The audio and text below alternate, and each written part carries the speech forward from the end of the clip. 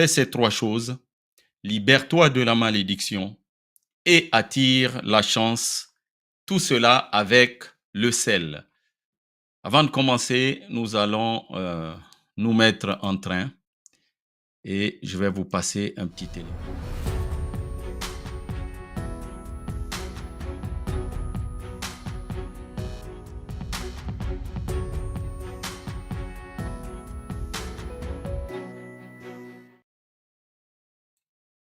Très bien, très bien. Donc, nous allons commencer ce travail avec le sel. Hein. Comme je l'ai dit, fais trois choses et ces trois choses, je vais les indiquer dans l'enseignement, mais à la fin, avant de passer à la pratique, on a besoin de comprendre un peu de théorie. On a besoin d'avoir un peu de théorie. Sinon, on fait une pratique comme l'ont fait les gens avec les traditions, comme beaucoup l'ont fait avec les églises, sans comprendre ce qu'ils font. Donc, on a besoin de comprendre ce qu'on fait pour que cette chose-là, cette pratique soit efficace. La première question à laquelle nous allons répondre, c'est qu'est-ce que le sel? En fait, pour le commun des mortels, on peut se demander pourquoi répondre à cette question. Qu'est-ce que le sel? Puisque tout le monde a l'impression de connaître le sel. On le mange, on le met dans nos aliments. Mais ici, le but de l'enseignement, c'est d'aller au-delà de la simple consommation du sel. Pour le chimiste, le sel, c'est une formule NaCl, donc du chlorure de sodium. Mais le sel, pour le spirituel, va beaucoup plus loin. Le sel fait partie du règne minéral. Et nous, dans la spiritualité, nous distinguons quatre types de règne sur la terre. Et le sel fait partie du règne minéral. Alors, juste pour rappel, les quatre règnes, il y a le règne humain, le règne végétal, le règne animal et le règne minéral. Donc, dans l'ordre, il y a l'humain, il y a l'animal, il y a les végétaux et il y a les minéraux. Et le sel fait partie du règne minéral. Lorsqu'on parle des minéraux, on distingue les pierres, n'est-ce pas, qui sont souvent des cristaux les moins purs. Hein, c'est des cristaux, mais moins purs. Par exemple, le caillou. Et le sel est un cristal, mais qui a déjà un peu plus de raffinement que le caillou. Et parmi les cristaux les plus purs, il y en a quatre. On a le diamant, l'émeraude, le rubis et le saphir. Donc, ce sont des cristaux qui ont mis des milliers d'années, voire des millions d'années pour atteindre leur pureté. Et le sel fait partie de ces minéraux. Alors, si on n'avait pas ces quatre éléments-là, c'est-à-dire, il y a nous, l'être humain, il y a les animaux, il y a les végétaux et il y a les minéraux, la vie ne serait pas possible sur cette terre. Donc, c'est l'ensemble de cet écosystème qui fait la vie sur la terre. Et le sel est indispensable à notre vie, à notre corps humain. Alors, quand on dit c'est indispensable, il y a un élément, puisque je vous ai dit que pour le chimiste, c'est du NaCl. Donc, il y a deux composants dans le sel. Et il y a les, je vais vous les passer, il y a des scientifiques qui étudient et donc qui disent que l'absence de sel dans nos aliments va provoquer certaines maladies, certaines pathologies. Et il est bon de connaître ce qu'ils disent. En l'occurrence ici, Elsan, qui est une revue de grande réputation, dit que le sodium est un élément essentiel pour l'organisme car il contribue à maintenir la pression sanguine et il permet aux nerfs et aux muscles de fonctionner normalement. Il régule également la quantité d'eau dans les cellules. Et lorsque cet équilibre n'est pas assuré, on va avoir soit l'hyponatrémie, soit l'hypernatrémie. Alors, l'hyponatrémie, on va commencer par là, c'est le manque de sodium. Et cela peut entraîner des problèmes de santé graves qui peuvent aller jusqu'au coma et à la mort. C'est dire l'importance du sel. On peut voir encore d'autres sources ici. Toujours Elsan qui nous dit que le sodium a une fonction essentielle dans l'organisme car il permet de maintenir une pression artérielle normale, de faire fonctionner les nerfs et les muscles, de réguler l'équilibre en eau des cellules de l'organisme. Et lorsqu'on parle de l'hyponatrémie, c'est-à-dire le faible taux de sodium dans le sang, toujours, là c'est une autre source, cette source nous dit ceci, un faible taux, je vais prendre mes lunettes, un faible taux de, on va le voir ici, un faible taux de sodium a plusieurs causes, notamment une consommation excessive de liquide, l'insuffisance rénale, l'insuffisance cardiaque, la cirrhose ou alors l'utilisation de diurétiques, c'est-à-dire des produits qui font aller aux toilettes. Après, vous pourrez faire une pause sur ce slide pour regarder ce que dit cette société.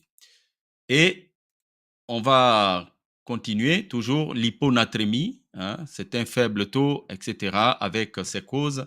Et on va finir par l'inverse de l'hyponatrémie, c'est-à-dire l'hypernatrémie, l'excès de sel, de sodium dans le sang. Lui aussi, il implique souvent une déshydratation. Il peut avoir plusieurs causes, notamment, entre autres, un apport liquidien insuffisant, une diarrhée, une insuffisance rénale, les prises, etc. Donc, ces éléments scientifiques ont pour but ici de vous montrer que le sel est vraiment indispensable à la vie, à notre organisme en tant qu'être humain. Et dans l'histoire, cela s'est beaucoup vu, notamment, par exemple, je vais prendre le cas de l'Égypte, on nous parle de Osiris. Lorsqu'on parle de la cosmogonie égyptienne, il y a des personnages très importants, Isis, Osiris, Horus et Seth. Donc on nous dit qu'en fait, Osiris avait été tué par Seth, découpé, et il y a un rituel qui va être fait, et ce rituel va permettre à Osiris de ressusciter. Et lorsqu'il ressuscite, c'est à ce moment qu'avec Isis, ils vont avoir leur enfant pour, en quelque sorte, former la famille ou créer une forme de résurrection. Alors, il y a un secret derrière cette résurrection et ce secret est basé sur le sel. Donc, Osiris aurait été ressuscité grâce à tout un rituel basé sur le sel. Et c'est ce rituel, dit la légende, qui a été ensuite utilisé pour momifier les différents personnages qu'on retrouve aujourd'hui, notamment les rois égyptiens, qu'on retrouve jusqu'à ce jour. Et dans ce rituel, on nous dit qu'on trempait les corps, après les avoir évidemment nettoyés, dans un composé de sel qui était en fait du carbonate de sodium, qui lui aussi est un minéral qui comprend à la fois du sel marin, mais aussi du sulfate de soude. Donc, on trempait le corps là-dedans. Au bout de 40 jours, on obtenait en quelque sorte un corps qui tenait pendant des années.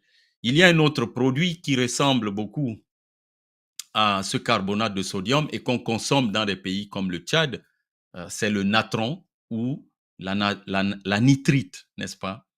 Et natron, c'est un terme, au début, je me demandais pourquoi est-ce que les Tchadiens l'appelaient natron. Ça vient en fait de l'allemand, c'est un terme germanique. Et lorsqu'on regarde toujours les Écritures, il y a un livre qui s'appelle, en fait, les 5 premiers livres des religions abrahamiques. On appelle ça le Pentateuque. Et dedans, il y a Genèse, Exode, Lévitique, Nombre et Deutéronome. Lorsqu'on lit le Pentateuque, qui est à la base des religions abrahamiques. Lorsque je parle de religion abrahamique, ce sont les religions dans lesquelles on trouve à l'origine Abraham et des personnages tels que Jacob, Moïse, David, Salomon. Donc c'est essentiellement le judaïsme, le christianisme et l'islam. Donc lorsqu'on lit le Pentateuque, il y a un livre parmi les 5 premiers que je vous ai cités, le livre de Lévitique, hein, au chapitre 2 et verset 13. Il faut bien suivre ce qui est dit. Je vais l'afficher.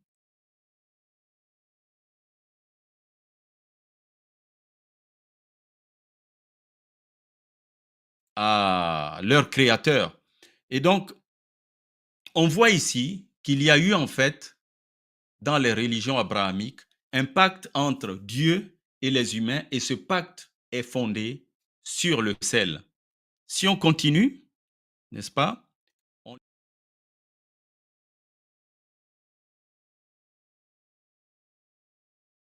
Et il y a dans ces versions bibliques parfois des éléments qui ne sont pas explicites dans une version et qui sont plus explicites dans d'autres. Parce que ces versions qu'on trouve en français, en anglais, espagnol, en tout cas dans les langues latines ou gréco-latines, ce sont des versions qui se sont basées sur soit notamment l'araméen ou l'hébreu.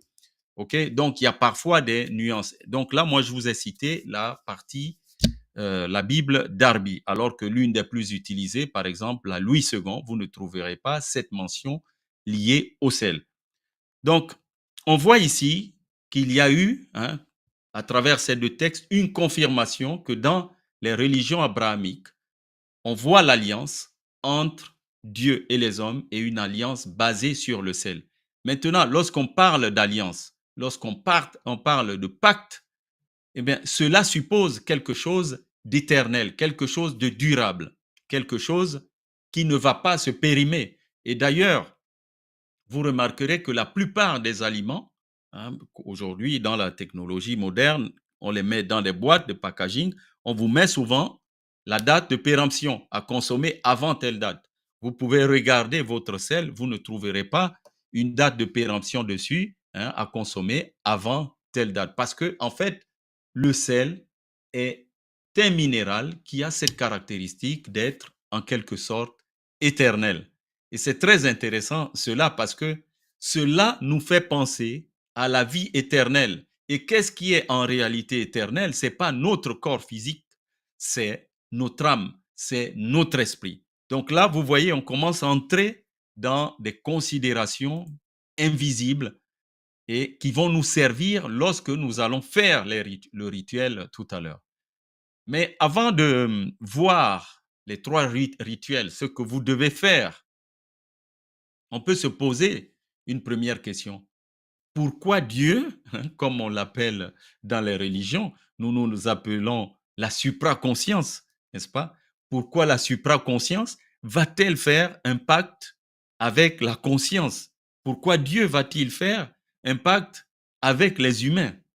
Alors, on retrouve une explication puisqu'on fait de la métaphysique, dans ce que dit Jésus, que nous considérons en métaphysique comme étant le grand maître de l'ère du poisson. Nous sommes à l'ère du Verseau, mais les 2000 ans qui viennent de s'écouler, c'était l'ère du poisson.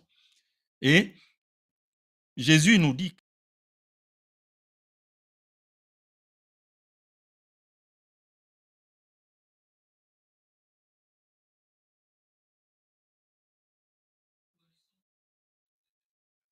Ah, d'accord. OK. Alors, ma technicienne me dit que lorsque j'affiche les textes, ça coupe le son. C'est quand même embêtant. Donc, je vais vous le lire. Ce que je vous ai affiché, c'est Matthieu 5, 13 et 14. Vous êtes le sel de la terre, mais si le sel perd sa saveur, avec quoi la lui rendra-t-on? Il ne sert plus qu'à être jeté dehors et foulé aux pieds par les hommes. Ce qui est intéressant ici, c'est que, en fait, on comprend pourquoi, hein, Dieu signe ce pacte avec les humains et on peut l'extrapoler, c'est ça la force de la spiritualité, c'est qu'on va au-delà des religions. On revient à ce que j'ai dit au départ, qu'on avait 4 règnes sur la terre.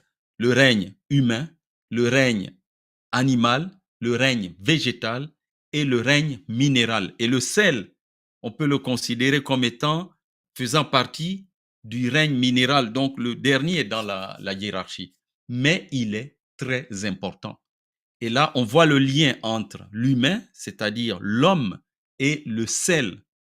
Vous êtes le sel de la terre. En fait, l'homme, n'est-ce pas? Et en l'occurrence ici, Jésus s'adressait plutôt à ses disciples, c'est-à-dire des gens qui étaient restés connectés, des gens qui avaient la spiritualité. Il leur dit, c'est vous qui êtes le sel de la terre. Mais de manière plus large, l'homme est en fait le sel de la terre. C'est, si on regarde les programmes de la vie, prenons par exemple le deuxième règne, les animaux. Le programme d'un animal, il est presque déjà tracé. Je peux dire, je peux vous poser la question, quel est l'avenir, par exemple, d'une poule qu'on élève dans, dans un poulailler. Son avenir ou son destin est déjà tout tracé comme celui de toutes les poules. On élève une poule, c'est parce qu'elle va finir dans la casserole. On élève un mouton ou une vache ou un je ne sais quel animal, il va finir dans la casserole. Le destin est tout tracé. Quand on regarde une roche, c'est pire encore. On se poserait la question, mais à quoi va servir cette roche? Hein? Son destin, c'est quelque chose qui nous paraît inerte parce que une roche évolue sur des millions d'années. Je dis bien des millions d'années. C'est pourquoi on voit par exemple un diamant. Un diamant, c'est une évolution sur des milliers ou des millions d'années pour obtenir le diamant. Ça reste un minéral, mais qui a évolué. Mais nous, lorsqu'on regarde une pierre à notre petite échelle, on se dit c'est quelque chose de mort, il n'y a pas de vie là-dedans. Mais quand on voit à l'échelle de l'univers, à l'échelle de la supraconscience, même les pierres ont une vie parce qu'elles vont évoluer dans le temps. Mais pourquoi peut-on dire que l'homme est le sel de la terre? Parce que c'est à travers lui, c'est nous les êtres humains, qui, durant cette courte existence, pouvons amener quelque chose d'exceptionnel dans ce monde. Et pour l'amener, nous devons être connectés. L'être humain qui n'est pas connecté, qu'est-ce qui se passe? En fait, il a exactement le même programme que celui de l'animal, que celui de la plante. Vous sémez la graine, elle germe, l'arbre pousse et puis au bout de quelques milliers ou millions d'années, il va peut-être mourir. Eh bien, l'homme qui n'est pas connecté à la divinité, qui ne s'accroche pas, dont la conscience n'est pas accrochée, n'est pas connecté, relié à la supraconscience, c'est un homme, c'est un être humain, que lorsque je dis homme, il n'y a pas une connotation masculine, c'est le genre humain, c'est un être humain qui n'apportera pas quelque chose de nouveau dans cette existence. Alors que quand on est connecté, on peut réorienter à tout moment notre existence. Et c'est très intéressant ça parce que ça veut dire que pour être le sel de la terre, pour amener du goût à cette terre-là, l'homme est en quelque sorte comme un ingrédient qui est là pour prendre soin de toute la création et y amener des choses, des embellissements, des choses exceptionnelles que au départ Dieu ou l'univers n'avait pas créé. Mais on est comme un relais ici pour amener de nouvelles choses sur cette terre. Malheureusement, lorsqu'on nous donne un pouvoir, chacun peut toujours l'utiliser à bon ou mauvais escient.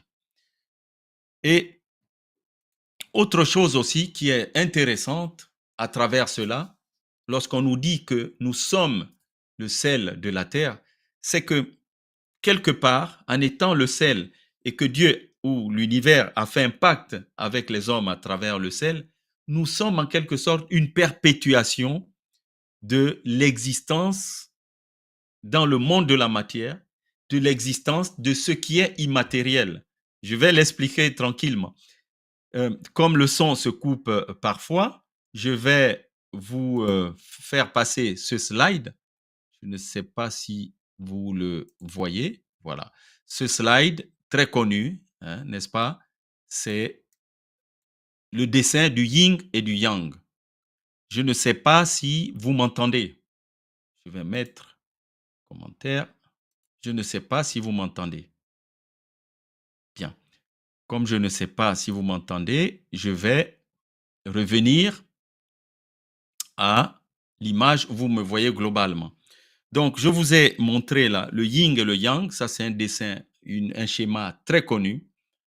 Si on considère la partie en blanc, à l'intérieur, il y a un point noir.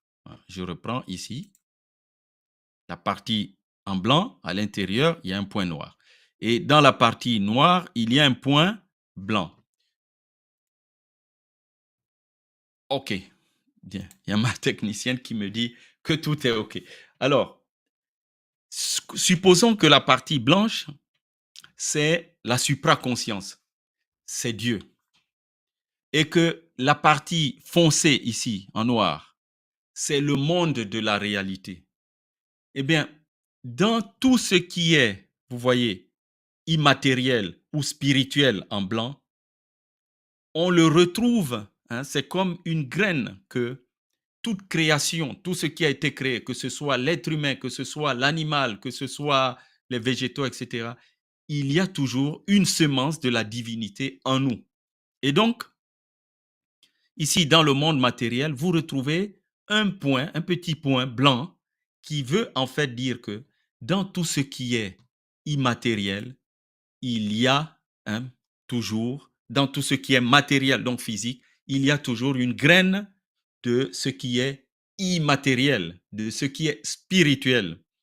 Et vice-versa, si on se focalise sur la partie foncée, on voit que tout ce qui est euh, dans ce monde matériel naît toujours dans le monde spirituel qu'on a représenté en blanc.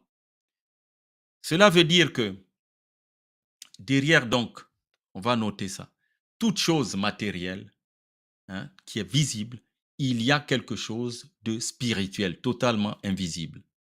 Et cette chose spirituelle, c'est elle qui vivifie, c'est elle qui donne la vie, n'est-ce pas? C'est elle qui donne la vie, le goût à la vie. D'où cette notion de sel.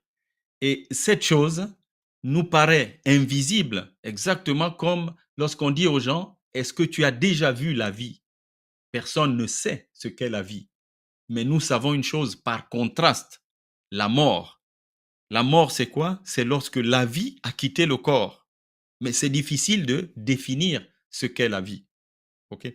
Donc, à travers ce schéma, nous voyons que il y a une imbrication, une connexion entre les deux parties, entre l'invisible et le visible. Personne n'a vu la vie, mais la vie existe. De même, personne n'a vu la mort, mais la mort existe. Et on sait, par contraste, que lorsque la vie quitte un corps, ce corps devient inerte. Et là, on dit que la personne est morte, n'est-ce pas? Et c'est cette chose-là, aussi petite soit-elle, dans tout ce qui est physique, c'est elle qui renouvelle notre monde à chaque instant. La phrase que je dis toujours à la fin de mes citations. Celui qui renouvelle les mondes à chaque instant. C'est lui, c'est le créateur, c'est l'univers, c'est la supraconscience, c'est Dieu. Et qui est là à agir à travers nous au fur et à mesure. Donc maintenant qu'on a compris ces concepts, on va passer maintenant à trois pratiques. Et ces trois pratiques, on va commencer par la première toujours, hein, avec le sel. Le titre, j'ai dit, c'est fais ces trois choses avec le sel et éloigne de toi la malveillance et attire la chance. Donc, il y a des pratiques que nous allons faire avec le sel. Et ce sont des pratiques très simples que je vais exposer. Il y a des pratiques beaucoup plus complexes, hein, avec le sel, mais ce n'est pas le but de rendre la chose compliquée. Donc, la première pratique est liée à la parole. C'est étonnant, mais tu dois parler à ton sel. Tu vas prendre ton sel et tu vas lui parler. Les gens mettent le sel comme ça dans la nourriture. Ça, c'est le profane, parce que le profane se contente du goût. C'est pour cela que le Christ, comme on l'a vu plus haut, Jésus, il s'adresse à ses disciples en disant, vous êtes le sel de la terre. Et moi, j'ai dit, par extension, nous sommes tous le sel de la terre, vu que nous avons un peu de la divinité en nous. Mais là, Jésus s'adressait à ceux qui sont connectés. Et comme je l'ai dit, celui qui n'est pas connecté, en réalité, il a la même destinée que l'animal. Il naît, il grandit, il procrée, hein, donc fait des bébés, vieillit et puis meurt. C'est un cycle mécanique. Il ne fera rien d'autre. Tandis que celui qui va chercher euh, des solutions pour résoudre ou pour arranger des choses sur la terre, lui, il va aller les chercher où? Auprès de la divinité. Et là, il va les ramener et amener à l'existence ce qui n'existait pas. Donc, la première chose, hein, la première pratique, c'est parle au sel. Tu dois parler au sel. Tu le prends maintenant que tu as compris que la divinité, que Dieu a tissé un pacte avec les humains à travers le sel. C'est pour cela qu'on retrouve le sel partout. Tu parles à ton sel. Au commencement était le verbe. Tout commence par la parole. Et la parole, c'est la pensée exprimée. La pensée, donc, dans ta conscience, est connectée à la supraconscience. Tu parles, donc tu l'exprimes. En l'exprimant, hein, à travers le sel, mais ce sel-là qui est vivant. Il y a quatre règnes. Nous pensons, je l'ai dit plus haut, que le règne minéral, c'est un règne mort. Mais sinon, s'il était mort inerte, on n'aurait pas le diamant. Si le règne minéral ou végétal était mort, on n'aurait pas le pétrole. Parce qu'en fait, le pétrole, qu'est-ce que c'est? C'est la dégradation sur des millions d'années, hein, de matière végétale, de troncs d'arbres, etc. C'est ce qui nous donne le pétrole aujourd'hui. Donc, tous ces quatre règnes sont en fait interdépendants. Mais il n'y a que la spiritualité qui nous permet d'attirer notre attention sur cette interdépendance. Donc, tu dois parler à ce sel-là. Tu vas lui passer les meilleurs messages, etc., avant de le mettre dans tes aliments. Et c'est pour cela, lorsque vous allez chez les chamans, même avant de cueillir une feuille, avant de tuer un animal pour s'en nourrir, ils vont lui parler, ils vont être euh, vraiment dans la gratitude envers cet animal, en le remerciant, envers cette plante, pour lui dire merci d'exister parce que grâce à toi, je vais pouvoir me nourrir, avoir des calories, de la force, mais grâce à toi, la plante, je vais pouvoir me soigner, guérir telle maladie. Et ensuite, il la prélève. Donc, parce que ils savent que les chamans, qu'il y a interdépendance entre les quatre règnes. Donc, la première pratique, c'est celle-là, tu dois parler à ton sel. La deuxième pratique, c'est la salière. La salière, c'est hein, ce sel-là, le pot de sel qu'on met sur la table. Eh bien, d'où vient cette coutume? Elle est vieille, c'est une vieille coutume. Pourquoi? Parce que le sel, à l'origine, servait à conserver les aliments. Et le fait de conserver les aliments veut dire qu'on éloigne de ces aliments-là, de ces aliments, la putréfaction, donc la mort. Parce que si on laissait le poisson, si on laissait l'animal tel quel à l'état naturel, il allait pourrir, il allait se dégrader.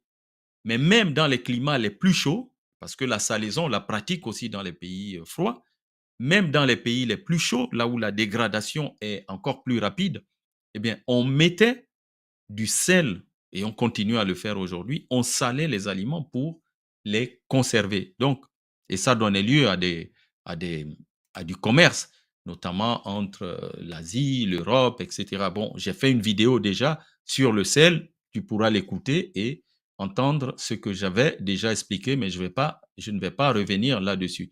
Donc, l'habitude de poser le sel, hein, la salière sur la table et d'en saupoudrer, éventuellement, on le fait sur les frites, pour ceux qui mangent les frites, etc., est très importante parce que, en fait, quand on fait ce geste, Et si on est conscient qu'à travers le sel, j'ai impact avec l'univers, avec la supraconscience, je vais, puisque je l'ai déjà consacré, j'ai parlé à ce sel, mais même en l'utilisant, je vais parler, je vais émettre des intentions là-dessus.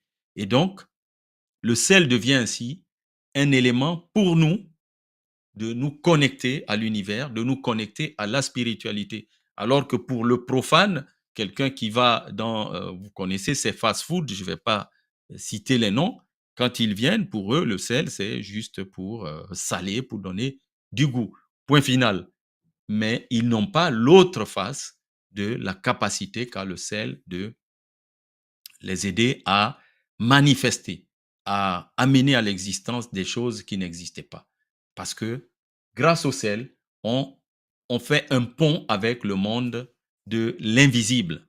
Et comme le sel empêche la putréfaction, le fait de se dégrader, de pourrir, etc., le sel, dans le monde de l'invisible, joue un peu le même rôle, un rôle de protection, un rôle de conservation, un rôle de préservation, et il va éloigner autour du repas toutes les influences négatives, le mauvais œil, comme on dit, la négativité, la jalousie, l'envie, etc. Parce que vous avez parlé à votre sel. Donc, parle à ton sel, pareil pour le consacrer, pour l'activer, pareil lorsque tu le saupoudres, parle à ton sel. Et lorsque tu sens le sel dans les aliments, ça va être la troisième partie, rappelle-toi qu'il y a un pacte entre ce goût et la divinité et entre la supraconscience. Par ailleurs, le repas, ça reste quelque chose de toujours sacré. Aujourd'hui, on mange comme ça, dans la rue, le sandwich, on est pressé. C'est des habitudes de profane. Mais pour l'initié, le repas est quelque chose de sacré. C'est un moment de communion. D'où on va passer à la troisième pratique. Elle est liée au pain. Le pain, nous allons le voir maintenant. Le pain est un aliment très consommé. On est d'accord là-dessus. Et pourtant, c'est fait à base de blé. On peut le faire dans d'autres pays aujourd'hui avec le manioc, etc. Mais ce pain-là avec le blé, il est presque universel. Vous allez en Amérique latine, vous allez en Norvège, vous allez aux États-Unis, vous allez en Afrique, vous trouvez le pain qui est un mélange de blé et de farine, pardon, de la farine de blé et de sel. Donc, le pain est un aliment très consommé. Mais il y a une scène qu'on appelle la Sainte Seine et que vous voyez les prêtres continuer à pratiquer dans les églises. Cette Sainte Seine, on la retrouve à la Pâque lorsque le Christ, Jésus, hein, celui qui a ouvert l'ère du poisson et qui a annoncé l'ère du verseau. Il a annoncé l'ère du verseau. Je le démontre souvent ça. Parce que les gens croient que le monde est comme ça. Non, il n'est pas comme on le croit. C'est beaucoup, il y a beaucoup de symbolique, il y a beaucoup d'enseignements. Donc, au moment de partir, il va faire la Sainte Seine avec, disent ces écritures, la symbolique du pain. C'est une symbolique. Il prit le pain, il le rompt, n'est-ce pas, et il le donne à ses disciples en disant que ceci est son corps. Et après, il prend le vin. Mais ce n'est pas la thématique du jour. Donc, le pain, qu'est-ce que c'est? C'est un mélange de farine de blé et de sel. Et le Christ Jésus prend le sel, hein, prend ce pain, mélange de farine de blé et de sel, et fait ce rituel. Le sel relève le goût du pain. Le sel relève le goût du pain. C'est tellement fort qu'aujourd'hui, il y a, je peux faire un partage d'écran, mais je vais laisser tel quel, dans le monde des boulangers, et puis vous tapez simplement la baisse du taux de sel dans le pain, c'est maintenant. C'est un décret ou une loi qui a été adoptée en 2023 ici en France pour amener les boulangers à diminuer la quantité de sel dans le pain. Pourquoi? Parce que, comme je l'ai expliqué au tout début, l'excès de sel va amener certaines maladies, dont l'hypertension, etc. Le manque de sel aussi va amener certaines maladies. On les a vues au début de l'enseignement. Donc, Le sel est indispensable à l'organisme physique, mais comme toute chose, il faut savoir le doser. Alors pour nous, l'initié, lorsqu'il prend le pain avec ce goût salé, ce n'est pas que pour avoir le goût. Donc on est à la troisième pratique. C'est pour aller au-delà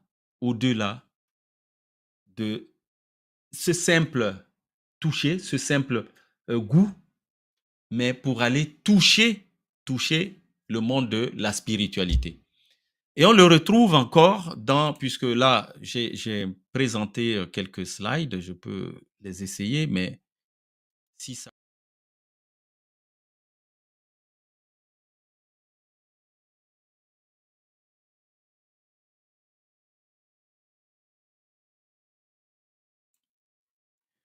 Donc, la technicienne me disait que lorsque je projette les textes, ça coupe le son, il y a certainement quelque chose à régler.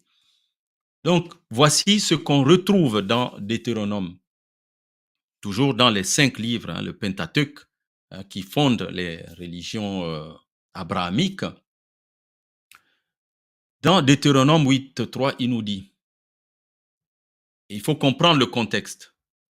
Le contexte ici, c'est que ce livre nous dit qu'en fait, les Hébreux étaient en esclavage en Égypte et que Moïse va les libérer. Ils vont traverser le désert pour aller à la terre promise et pendant 40 ans, ils vont un peu errer, hein, dans le désert.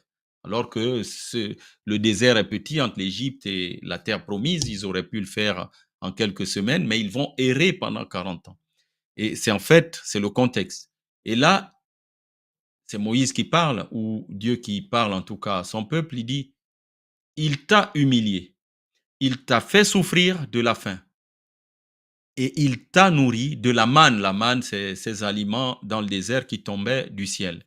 Manne que tu ne connaissais pas, et que n'avaient pas connu tes pères, puisqu'ils étaient en esclavage en Égypte, ils n'avaient jamais goûté la manne, et elle est tombée du ciel.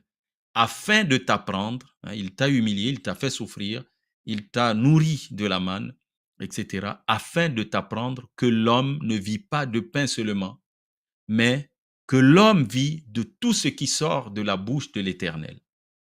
Et plus loin, ça c'est dans le Nouveau Testament, donc là c'est le message du Christ dans Matthieu 4, verset 4, il dit, Jésus répondit. Lui aussi, il faut connaître le contexte. En fait, Jésus, à un moment, se retire un peu pour méditer. Il va à la montagne et au bout de 40 jours, il est un peu fatigué, il a faim, etc. Et là apparaît un tentateur que les écrits appellent le diable, Satan. Et Satan lui dit, mais bon sang, si tu es vraiment le Fils de Dieu, regarde tous ces cailloux, transforme-les en pain et puis nourris-toi. Tu n'auras plus faim, tu vas plus être fatigué. Et là, Jésus lui répond, il est écrit, donc en se référant à ce qui a été dit à l'époque de Moïse, l'homme ne vivra pas de pain seulement, mais de toute parole qui sort de la bouche de Dieu. La signification de cela, beaucoup de personnes ne la connaissent pas parce qu'ils restent dans une interprétation purement religieuse. L'homme ne vit pas, hein, l'homme ne vit pas que de la part matérielle du pain, mais l'homme vit aussi de la part spirituelle qui est dans le pain. Alors, si tu te rappelles le schéma, hein, le dessin du yin et yang que je t'ai projeté ici, on se retrouve dans cette configuration, n'est-ce pas, qui dit que, dans laquelle on voit ce qui a été dit, que l'homme ne vivra pas que de pain, mais ce n'est pas le pain au sens physique, mais de toute parole qui provient de la divinité. Donc, ça veut dire qu'en fait, l'homme ne vit pas que de la part purement matérielle du pain. Ça, c'est le profane qui ne nourrit que son corps avec le pain, il le mange. Mais l'initié comprend une chose, c'est chaque fois que je mange le pain, en réalité, je me connecte à la part spirituelle qui est dans le pain. Et comme on a vu que le pain, c'est un mélange de sel et de pâte de farine, hein, on se connecte à travers le sel à la divinité, n'est-ce pas? Le pain, c'est la partie matérielle. Le sel, lui, il symbolise la partie spirituelle qui a pour vocation de nourrir l'âme, puisque on a dit que c'était le pacte avec la divinité. Donc, à travers ces trois rituels, donc, premièrement, activer ton sel en lui parlant. Deuxièmement, la symbolique d'avoir toujours du sel, même petit flacon comme ça, sur la table ou dans ses aliments. Et troisièmement, le fait de se souvenir que le sel qu'il y a dans le pain, puisque c'est un aliment qu'on consomme beaucoup, c'est une connexion, c'est l'occasion de nous rappeler que nous ne sommes pas faits que de chair, nous sommes aussi faits de spirituel. Alors, à travers ces trois rituels, si tu les mets en pratique dans ta vie, tu verras que tu éloigneras beaucoup de malveillance dans ta vie et tu attireras beaucoup plus de bienveillance, beaucoup plus de chance dans ton existence, dans tes projets, dans tout ce que tu fais. Il y a beaucoup d'autres usages de sel, mais sinon il faudrait des lives qui n'en finissent pas. Il faut se rappeler donc que le sel est un puissant élément qui nous permet, d'ailleurs on parle d'élémentaux dans la métaphysique, c'est un puissant cristal, c'est un puissant élément qui nous permet de nous relier, de nous rappeler que nous devons nous relier à la supraconscience et que nous ne sommes pas faits que de corps physique. Donc, le goût du sel dans la nourriture, c'est juste un rappel de cette dimension spirituelle. Et c'est pourquoi vous voyez beaucoup de gens, je le vois, dès qu'une personne est hospitalisée, puisque dans les hôpitaux, à cause de ceux qui ont développé l'hypertension, donc l'excès de sel notamment, on fait des régimes hyposodés et même désodés, donc sans sel. Alors, les gens, quand ils arrivent à l'hôpital, beaucoup disent, ah, la nourriture n'a pas de goût. Pourquoi? Parce que on ne met pas le sel. Or, dans notre organisme, on a déjà du sel et on a besoin du sel. Il y a un taux de sel que nous devons avoir. Je l'ai affiché tout à l'heure. Et c'est ce sel-là dont on a toujours besoin. On a toujours besoin de lui. On a envie de le sentir. C'est en fait parce que nous avons ce pacte-là avec la divinité, avec la supraconscience. Et le sel n'est que là pour nous le rappeler. Donc, celui qui a compris ces principes devient en quelque sorte le sel de la terre. J'en ai terminé. J'espère que cet enseignement t'aura servi. Toutes mes excuses pour tout le cafouillage un peu technique qu'il y a eu. La prochaine fois, on fera mieux. Je ferai mieux, en tout cas, avec mon équipe. Tu es très spécial, tu es unique. Je t'aime. Mon âme salue ton âme.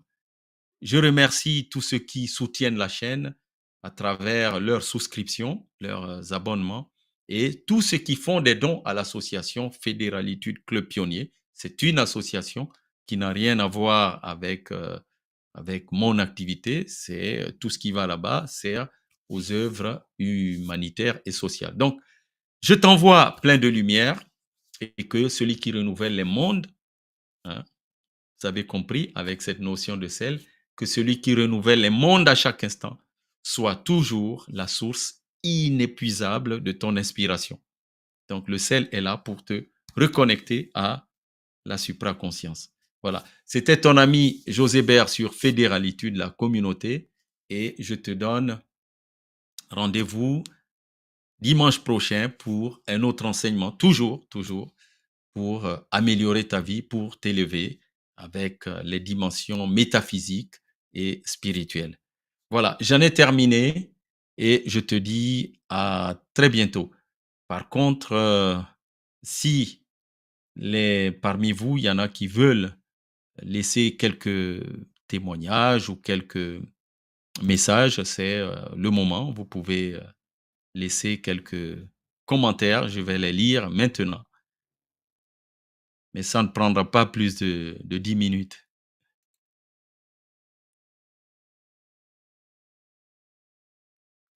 Voilà, je vais en lire ici. Je vais en lire. OK, OK. Il y en a pas mal. Il y en a pas mal. Là, il y a que dit Abraham Jamen. Merci beaucoup. Pameso Achati qui dit comme d'habitude, vos enseignements nous aident beaucoup. Vous êtes très spécial, José Béa. Mon âme salue votre âme. Merci, Pameso. C'est très gentil. Voilà. Je vais lire encore deux autres. Il y a Yvel Lubin Mélange qui est toujours là. La richesse de tes enseignements est en fait un don divin. Oui, merci, merci Yvel. On peut afficher quelques-uns. Voilà, par exemple. Voilà ce que dit Yvel. On va le partager ici en direct. Voilà, la technologie nous permet de partager. Que dit ici? Merci José Hébert. Que Dieu bénisse ton action. OK. Merci Anne-Marie.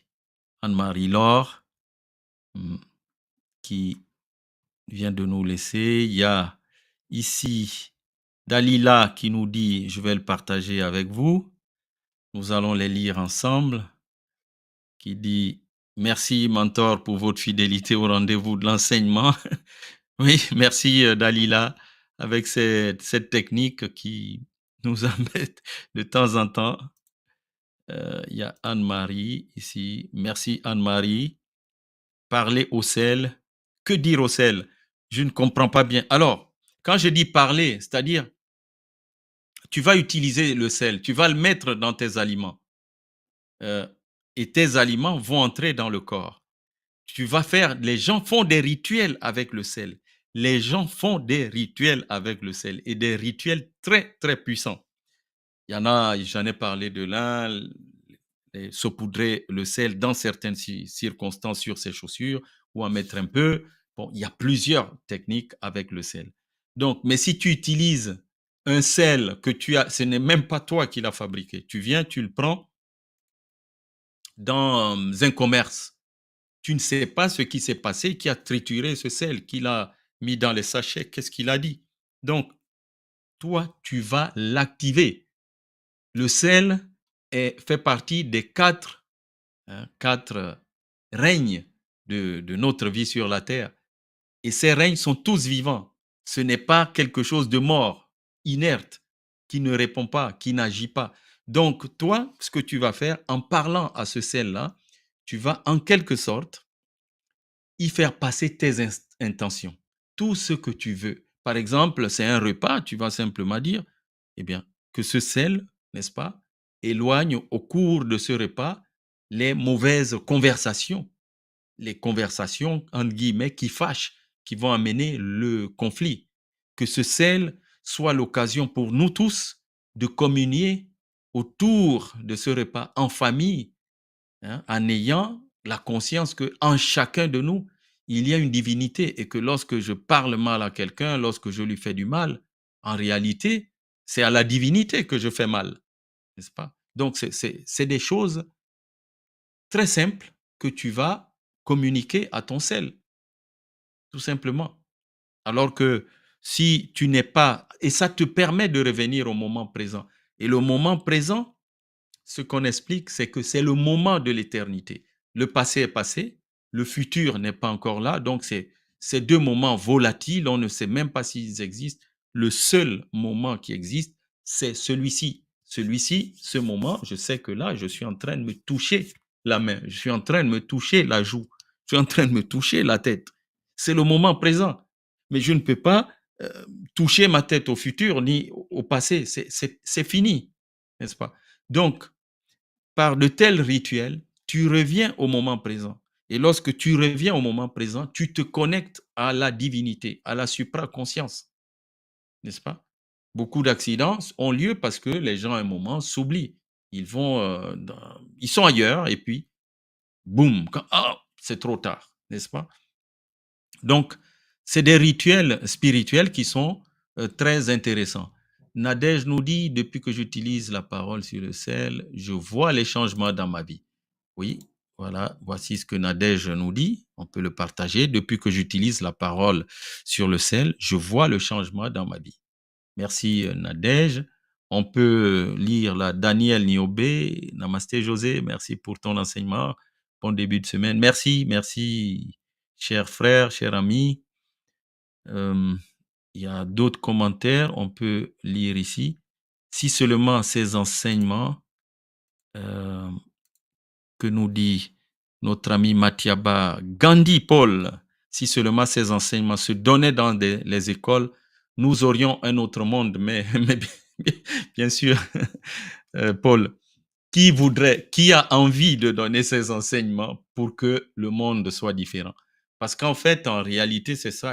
On vit dans un monde de dualité. Le mental est là toujours pour séparer, pour diviser. Mais lorsqu'on sort du mental et qu'on arrive au niveau de l'âme, au niveau de l'esprit, il n'y a plus cette division. Et donc, il y a beaucoup qui ne feraient plus leur affaire. Si tu veux vendre certaines choses, il faut bien trouver un ennemi. Je ne veux pas dire quelle chose, mais voilà, des choses pour voilà, faire du mal à l'autre. On va simplement s'arrêter là sans faire plus de détails. Jamila a dit très, très intéressant. Merci, Jamila. Merci beaucoup. God bless you. Gratitude. Ma grand-mère et ma grand-mère guérissent le mauvais œil par tourner, et voilà, par tourner le sel 7 fois sur la tête. Voilà. Donc voilà Jamila qui nous fait un témoignage intéressant. Je voulais même vous parler aujourd'hui du mauvais œil, comment on l'enlève, mais Jamila nous a exposé une méthode, comment sa grand-mère le soigne ou le guérit, ou là, en tout cas l'éloigne. En fait, le mauvais œil, c'est quoi? C'est basé sur le pire qu'il y a dans l'être humain. L'envie, la jalousie, la haine, le refus de voir l'autre réussir, être bien. Donc, ce sont ces gens-là qui développent le mauvais œil. Et là, Jamila nous dit qu'avec le sel, on peut s'en prémunir. Des fois, on organise un bon repas. On invite les gens. Mais les gens viennent. Vous êtes content de faire ce geste, de rassembler les gens. Vous avez parfois souffert, dépensé pour que tout le monde ait à manger. Mais en réalité, il y en a qui viennent avec de mauvaises intentions. Le plat est très beau, ils vont regarder, ah, les verres, ah oui, les verres sont dorés, wow, il va être jaloux. Vous comprenez, l'être humain qui n'est pas connecté est un être humain dangereux. Il est vraiment dangereux, il est mauvais, comme on dit. Et nous ne pouvons pas être maîtres de la vie des autres, nous pouvons simplement être maîtres de notre propre vie.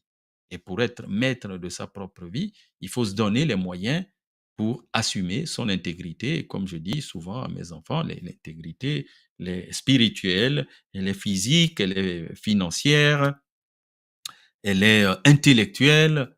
Puis il y a un cinquième élément que je leur cite. Parce que quelqu'un qui n'a pas d'argent, il est sous la dépendance des autres. Et là, il va commencer à subir les, les, les pires souffrances qu'il n'aurait imaginées. Euh, ah, Marie-Claire nous demande quel est le nom du maître de l'ère du Verseau. Merci de la réponse et pour votre grande compassion. Alors, l'ère du Verseau, c'est l'ère où tout ce qui était caché est révélé. Et donc, à cette ère-là, par exemple, vous-même, vous êtes déjà des maîtres parce que vous êtes en train de vous connecter aux vérités. La vérité vous affranchit. Moi qui fais ce rôle d'enseignant, c'est pas à moi de dire si je suis maître, mais je suis animé par cette vérité qui est au fond de moi et que j'ai envie de partager, comme a dit tout à l'heure un des auditeurs en disant que si on partageait ces vérités, si on les enseignait dans les écoles, on aurait tout un autre monde, n'est-ce pas? Mais comme on ne peut pas changer le monde, hein, la planète Terre est régie par certaines lois, commençons par changer notre propre notre propre monde, notre propre monde. Il y a un qui est très enseigné comme étant un maître du Verseau. C'est pas Saint-Martin, Saint. Alors, mon assistante, je ne sais pas si elle peut l'écrire, euh, parce que on est tout un groupe. un des maîtres du verso, alors, il y a eu des gens à notre époque qui se sont réincarnés. C'est, alors, est-ce que Christ peut nous le mettre ou savoir abondance? Saint-Germain, merci. Il y a Claver Ngwaka. Voilà, j'avais un trou de mémoire. C'est Saint-Germain qui est considéré comme un des maîtres. Certains disent le maître, mais il n'y a pas le maître, mais c'est un des maîtres, Saint-Germain. Voilà. Quelle question encore à laquelle, et ça va être la dernière. Ici, il y a Jean qui nous dit, puissant le sel, moi, avant de me laver, je mets un peu dans l'eau et je dis des paroles avant de me laver pour me purifier. Oui, effectivement, c'est exactement ça, Jean. Mais il ne faut pas oublier ce que j'ai dit, que le sel lave avec ce rituel l'extérieur, mais un sel qu'on a activé, un sel aussi dans lequel on émet de bonnes paroles, et même si c'est une pincée qu'on met sur notre langue, tout de suite, il y a encore cette connexion avec la supraconscience. Donc, quand on travaille l'extérieur, il ne faut pas oublier de travailler l'intérieur. Voilà. On va arrêter là. Je vais vraiment, encore une fois, vous souhaiter une bonne semaine, un très bon dimanche déjà. Vous remercier infiniment pour votre patience, pour tout ce qui s'est passé au niveau technique aujourd'hui. Mais la prochaine fois, on essaiera de faire mieux. Notre mission ici, c'est de contribuer, de toujours donner le meilleur qu'on peut, de toujours faire mieux. Oui, je parlais et je me regarde à la caméra alors que je dois vous regarder. C'est de toujours faire mieux.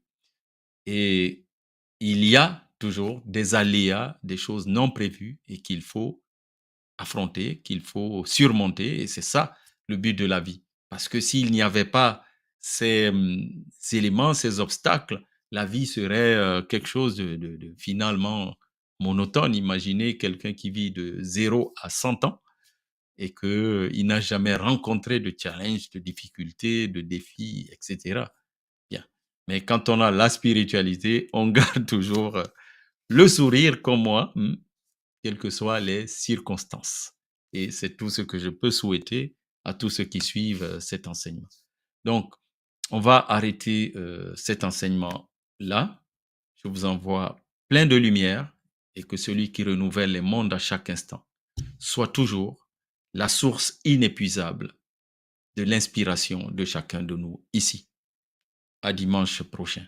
Et si d'ici là, dans la semaine, c'est l'été, le soir, par exemple, si j'ai le temps, je vous ferai des lives avec notre nouvel outil technologique, ce joujou. J'espère que vous avez apprécié la possibilité d'afficher, par exemple, les commentaires. À très bientôt.